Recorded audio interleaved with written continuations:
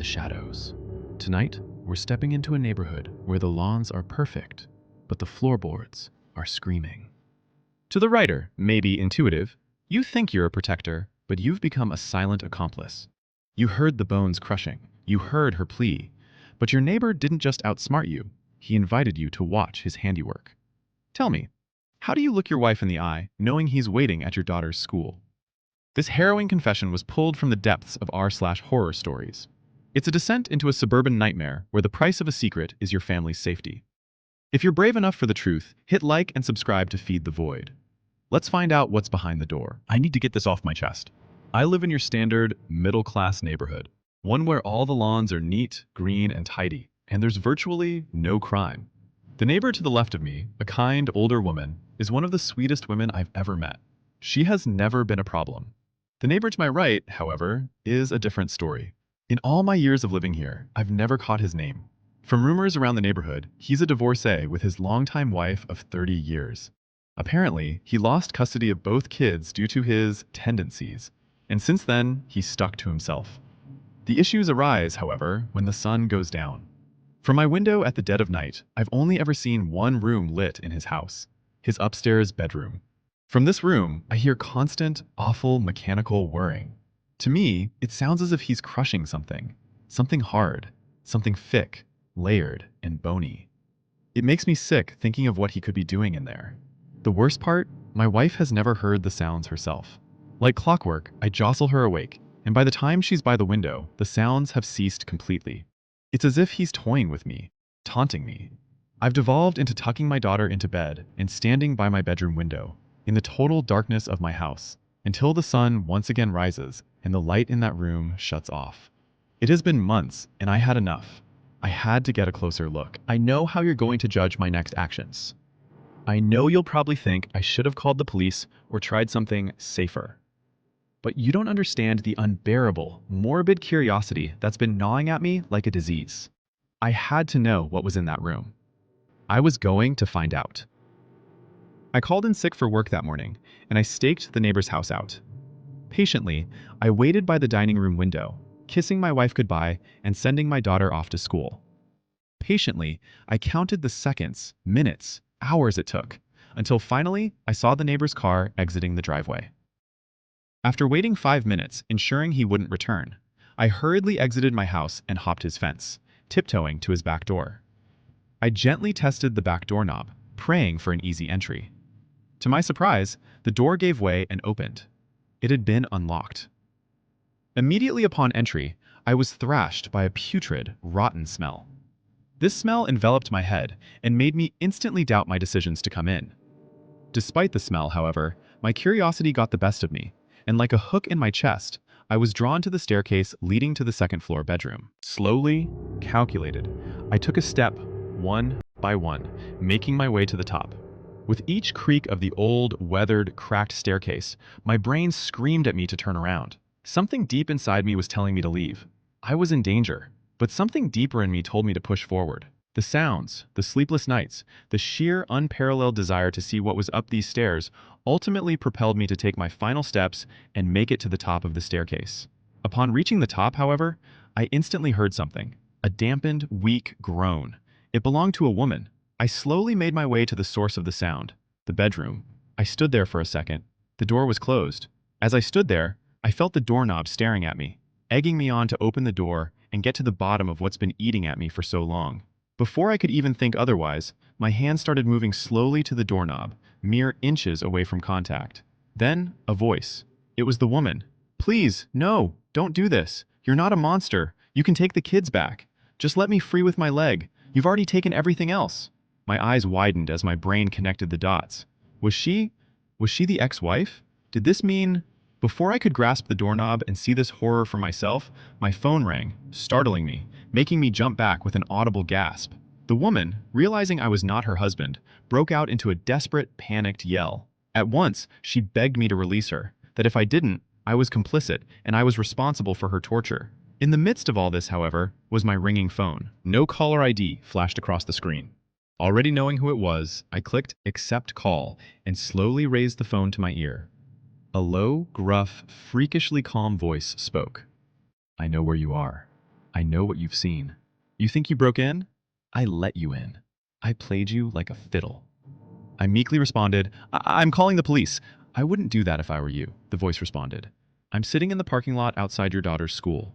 For her sake, you should turn around and leave. You're bluffing. You can't escape your actions, I weakly stated, trying to convince myself more than anyone. 6602 Workshire Lane, 1241 Forest Road. As my wife and daughter's current locations rang through my ears, he continued, your wife gets off work at 3 and picks your daughter up at 3:30. Your daughter has ballet lessons from 5 to 6 p.m. and you pick her up 5 minutes late every single time. I've been watching you. You are not in control. If you know what's best for you, for your family, you're going to back away from the door, leave the house, and never speak of this to anyone. Understand? Before I could respond, the line cut, and I was left standing there, with the woman on the other side pleading with me. Stone-faced and without another word, I slowly turned around and made my way down the stairs. I exited the house and without looking back, made my way to my own front door. It's been 3 weeks since that incident, and the metallic crunching sounds have continued. I feel stuck. I want to help the woman, but sitting here, on my bed, typing this next to my wife and my daughter in my arms, I need to prioritize my own family, no matter the cost. But the story doesn't end there. An update from the OP reveals that the horror next door was only just beginning. I made a mistake. I went back on my word the last time I was here. I said I'd prioritize my family at all costs. Now, the one thing I cherish most in life is gone, and I don't know what to do. This all started mere days after I finished writing about my neighbor.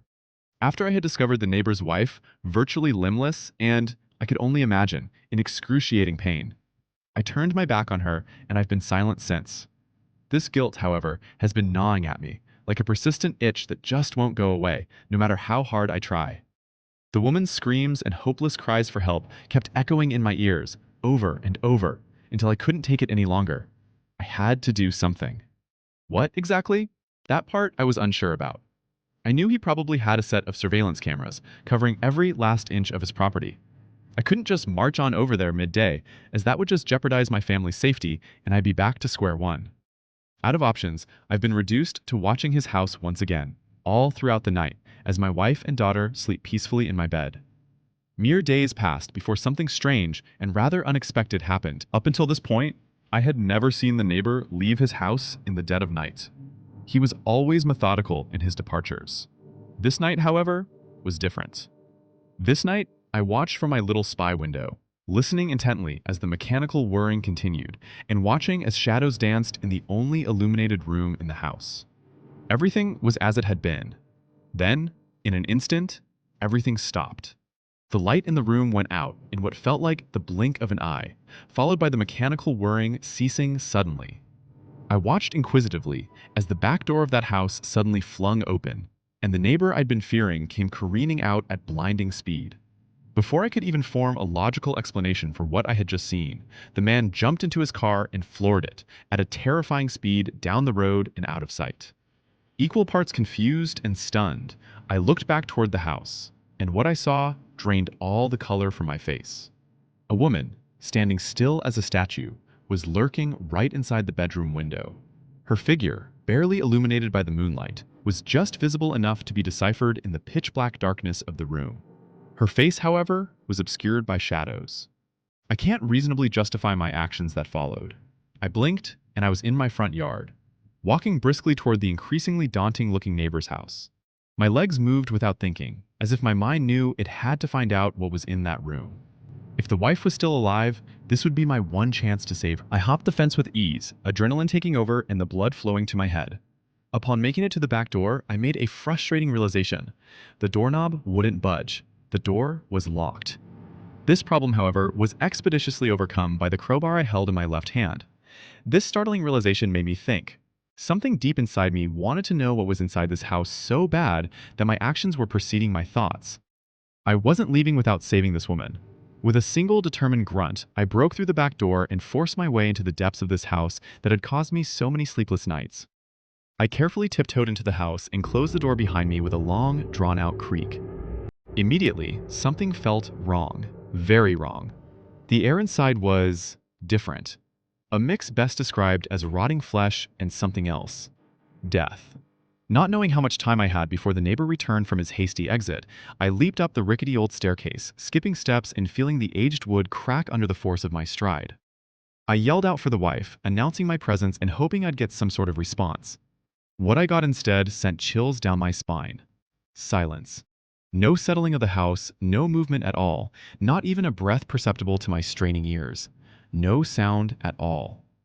This startling realization made me pause at the same door I stood outside just weeks ago. The door where I knew atrocities lay behind. The door that separated me from the pleading, bloodied, and critically injured wife. The door that consumed my dreams and most waking thoughts.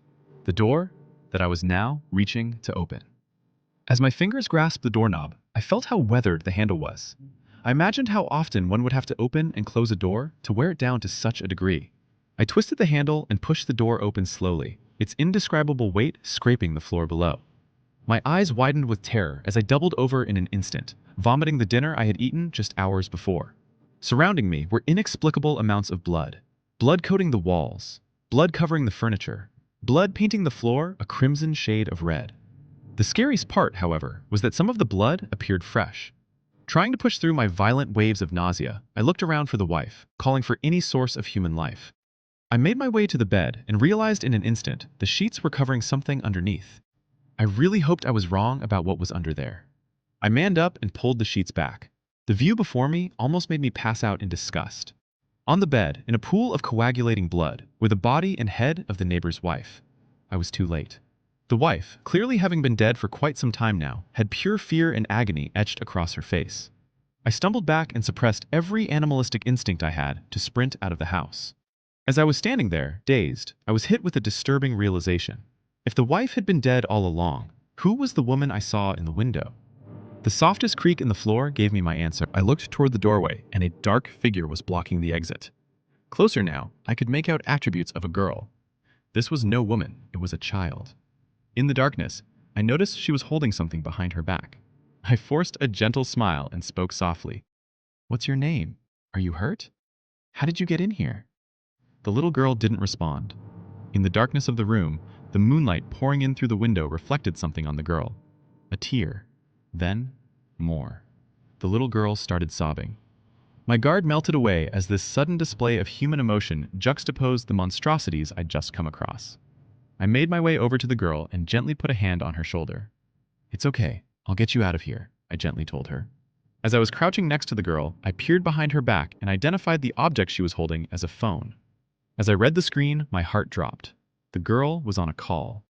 In all capital letters, the caller ID read, "Daddy." In that instant, my whole world crumbled. Something about this situation was very, very wrong. "Why are you calling your daddy? Does your daddy live here?" Through tears, the little girl sobbed.